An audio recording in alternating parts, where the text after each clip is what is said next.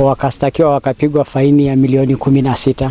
Juzi nikaomba jamii yetu ya Maa kwamba tutasimama na hao watoto. Tulikuta shamba inauzwa na tukasema hiyo shamba haitauzwa, na leo nataka kuwatangazia kwamba tarehe 30 mwezi wa 5 tutakuwa na harambee kubwa ya kusaidia watoto hawa na familia hiyo ili shamba hiyo isiuzwe.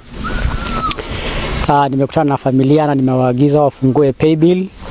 Kutakuwa na kila mchango wa aina, mtu wa shilingi 10, mtu wa 100, mtu wa milioni kadhaa. Mimi nitatafuta milioni 5 na marafiki zangu ili kuokoa shamba hiyo. Tukiwa familia ya Laiser tuna shida sana ya kijana ambaye siku hizi analala msituni, baba yake anahangaika akitafuta kuuza shamba, amelilia sisi tukiwa jamii. Kwa hivyo tafadhali tunaomba rais wetu mchango ya milioni 16 utuchangie, kama wewe ndio baba wetu, wewe ndio kiongozi, wewe ndio baba wa taifa. Ili shamba yetu ya watoto isiende kwa sababu ya maneno isiyo na maana.